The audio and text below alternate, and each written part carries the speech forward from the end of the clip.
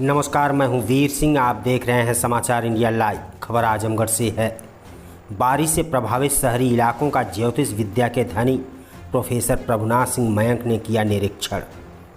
जनपद में पिछले 24 घंटों में हुई लगातार झमाझम बारिश के चलते शहरी इलाकों में भी जल जमाव और पानी गली मोहल्लों के साथ लोगों के घरों में घुस गया है, जिससे आम लोगों को समस्याएं होने लगी हैं। वहीं ज्योतिष विद्या के धनी प्रोफेसर प्रभुनाथ सिंह मयंक द्वारा आज बारिश के चलते प्रभावित शहरी इलाकों का निरीक्षण किया गया। शहरी क्षेत्र में अतिवृष्टि के कारण मोहल्ला काली चौरा, पुराना power house, Raidopur officer colony, Kolghat शहर के सिविल लाइन सहित कई इलाकों में पानी का अधिक जल जमाव हो गया है, जिससे आम जनजीवन अस्त व्यस्त हो गया है। प्रोफेसर ने प्रभावित लोगों से मुलाकात की, उनकी समस्याओं को सुना। इसके साथ ही उन्होंने गली मोहल्ला और अन्य जगहों पर बरसात के पानी से हो रहे जल जमाव को भी देखा। प्रभावित लोगों ने अपनी समस्याओं को बताया कि भारी बारिश की वजह से हम लोगों के घरों में पानी घुस गया है, जिससे सारा सामान भीग गया है। विद्युत आपूर्ति बाधित है, जिसके कारण हम लोगों को दिक्कतें हो रही हैं। इस दौरान प्रोफेसर प्रभुनाथ सिंह मयंक ने बताया कि बीती रात जमकर हुई बारिश की वजह से जो आजमगढ़ का शहरी क्षेत्र है वह तमसा नदी से जुड़ा हुआ है और जलमग्न हो गया है। जो बस्तियां और इलाके हैं वह सब डूब गए हैं। कोलघाट से लेकर काली चौरा तक लोगों को काफ़ी परेशानी हो रही है। उनके रहने खाने पीने और पशुओं के चारे की समस्या उत्पन्न हो गई है, जिससे उनकी परेशानियां बढ़ गई हैं। उन्होंने नगर पालिका पर आरोप लगाया कि यदि पहले नालियों की साफ सफाई कर ली गई होती तो शायद यह स्थिति उत्पन्न नहीं होती। प्रशासन ने भी इस मामले में कोई दिलचस्पी नहीं दिखाई और आज हालात बद से बदतर हो गए हैं। आखिर यहाँ के लोग अपनी फरियाद किससे कहें, कोई सुनने वाला नहीं है। उन्होंने कहा कि सरकार को चाहिए कि बरसात से हुए नुकसान का सर्वे कराए और जो लोग पीड़ित हैं उनकी मदद की जाए। इसके साथ ही खाने पीने और मोहल्लों में साफ सफाई के साथ अन्य सुविधाओं पर भी ध्यान दिया जाए। आगे भविष्य में इस तरह बरसात में लोगों को समस्या पैदा ना हो, इसके लिए अस्थायी हल भी निकाला जाए।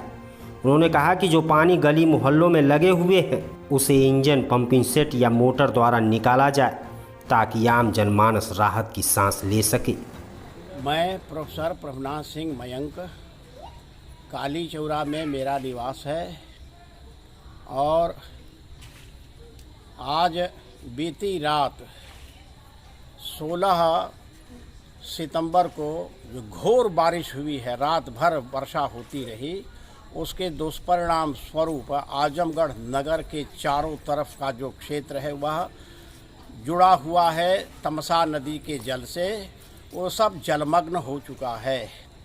जो अंतर्वर्ती इलाके हैं, जो बस्तियां हैं, वह सब डूब गई हैं। कोलघाट से लेकर के और बाकी काली चौरा के जो निवासी हैं, उनके पशु पक्षी हैं, वो सब के सब डूबे हुए हैं। उनकी आजीविका का साधन, उनके रहने की व्यवस्था, खान पान, बिछौना ओढ़ना, अनाज भूसा, ये सब कुछ नष्ट हो गया है।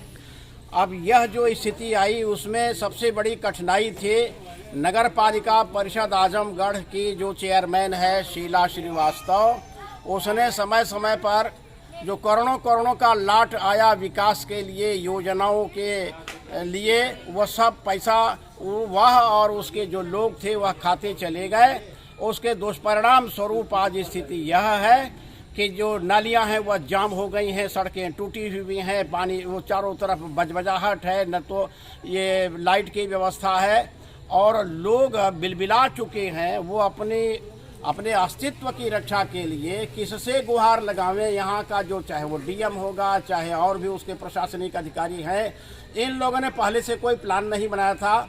वर्षा ऋतु के समय सितंबर में आमतौर पर बाढ़ आती है आजमगढ़ के अंदर। उधर से जो पानी बरस करके आया है तमसा नदी के माध्यम से, उस सितंबर में ही आम तौर पर बाढ़ आती रही है। ये जो काली चौरा के जो पोखरे का तटबंध था वो टूट चुका है और तमसा नदी के जल से ले करके और जो आबादी का इलाका है वह पूरा एकीकृत हो गया है और इस प्रकार से व्यवस्था करनी चाहिए। ये जो मंत्री संतरी हैं जिनके कार्यक्रम लगते हैं वो सब कैंसिल करके केवल एकमेव बाढ़ से बचाने के लिए कहीं पर भोजन की व्यवस्था, कहीं पर प्रकाश की व्यवस्था, उनके रहने की व्यवस्था, उनके पशुओं के चारे की व्यवस्था, ये सब पहली बार वरीयता का विषय है।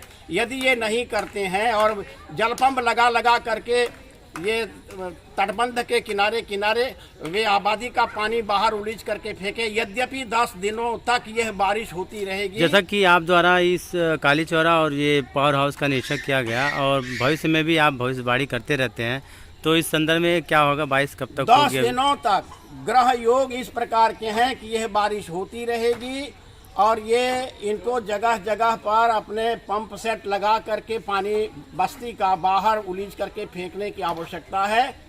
और इससे भी भयावह स्थिति उन इलाकों के हैं जो निचले भूभाग में निवास कर रहे हैं, जो बड़ी नदी से जुड़े हुए हैं, चाहे वो घाघरा होगी, सूखी सरजू होगी या और भी नदियां होगी। उन सभी जगहों पर जल का भराव इतना हो गया कि पर जो किसान था जिसने अपना सब कुछ लगा रखा था खेती बाड़ी के लिए, वह सब बर्बाद हो गया।